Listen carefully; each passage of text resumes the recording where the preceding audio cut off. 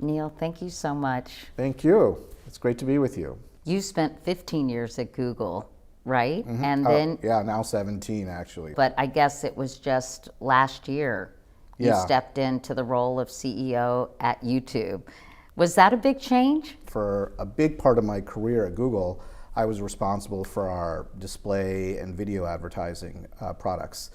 And in that role, I worked with YouTube. In fact, I worked with YouTube before either I or YouTube were part of Google, when it was above a pizza parlor in a small town in Silicon Valley. When I was at DoubleClick and I would go visit the founders, those were the days that were sort of the embodiment of the name, YouTube. It was basically people uploading their videos of me at the zoo, right? The famous first video on YouTube, or their pets, or what they did during the day. And it's just amazing to watch that journey from 20 years ago. Let's talk about what your childhood was like. You grew up in Indiana. I was born in Indiana. I actually grew up in Michigan, right outside Ann Arbor, a small town called Saline. Meanwhile, you ended up, Neal, going back to India or going to India. Your family returned for your high school years? Yeah, right when I was about to go to high school, my folks decided to move back to India. I could understand my parents speaking Hindi with each other, but I couldn't read or write or speak the language myself. That must have been a big adjustment. It was especially for a teenager. It was really mostly the fact that I was a teenager and I was giving up all my friends and moving to this whole other place where I had no idea sort of how that would play out socially or what have you, but it ended up being a pretty transformative experience in my life. Did that inform your decision to do what you've done in your career? I feel like the roads were going to lead to one form or the other to YouTube, because I happen to be kind of like a media junkie. I love stories, and so part of that experience was experiencing this entirely new place where I moved back to in high school. From the perspective of stories, from the culture, whether it was sports or Bollywood or everything else that was going on, it's such an incredibly rich culture. And that has always carried forward. Even before YouTube, it was always about finding ways to empower all these different forms of creativity and storytelling. And so I feel like if there's any common thread in my career, it's really been that. We really are a place where you create, share, or watch video. And that's basically what we do, and it can be of any form. In some ways, I think you all really originated the phrase, the creator economy, where anyone who has an idea and a phone can basically share their story. How has this whole creator economy evolved through the years? When you walk the halls of YouTube, you will hear that term creators 100 times a day. And I use that term really broadly, from who you would consider kind of core YouTubers, endemic YouTubers, to people who have come from traditional media onto YouTube. You're a creator, you have an incredibly successful channel on our platform. Musicians, artists, athletes, they're all creators in my mind, news organizations, and our job is to support them. And what we do is really two fundamental things for them. First is we help them find an audience and build an audience, and then we help them build a business. We've paid out $70 billion to creators over the last 3 years. It's something that we take enormous pride in.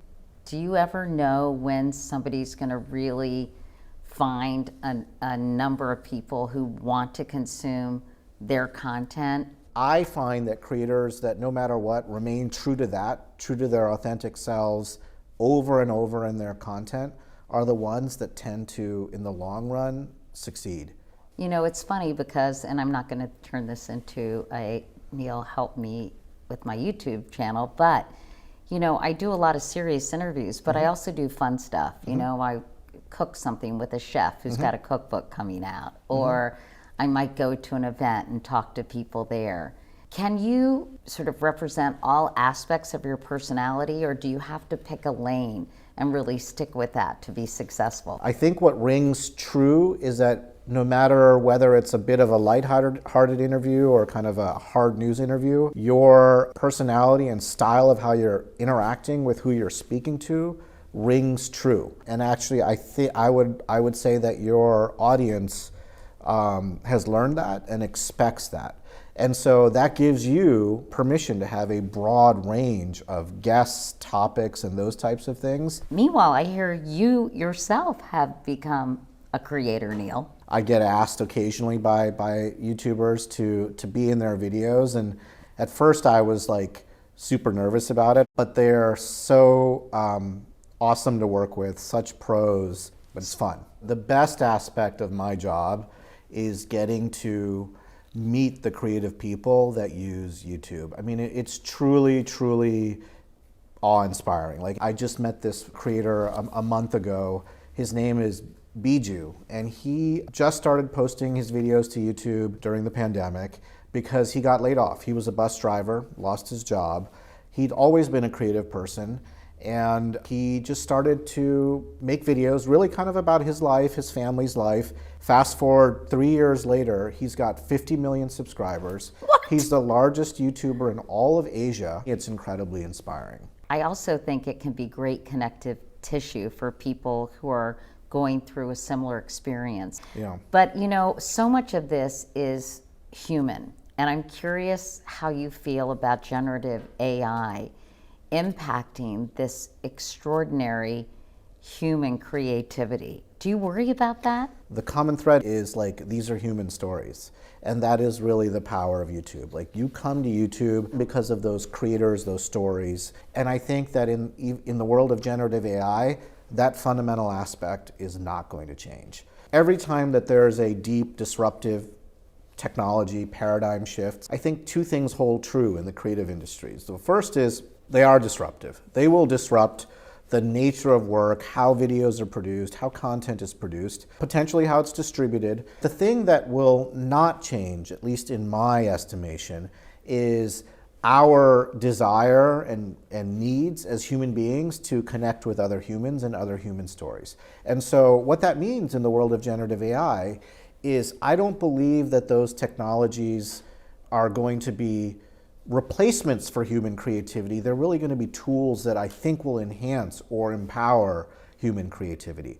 But in the end, I think they're going to be a set of tools that are going to be used by creators like yourselves to connect with audiences. Will you be able to differentiate artificially produced content from what is sort of man-made? It's an important question, and we rolled out a policy actually a few months ago to address this specifically, which is, if you upload a piece of content to YouTube that has been manipulated either through AI or other sort of technical means in a way where it's realistic, it must be labeled. And we display that label. That is the means by which we're going to inform you, the viewer, that this video is either AI generated or AI manipulated in a way that you might not have otherwise known.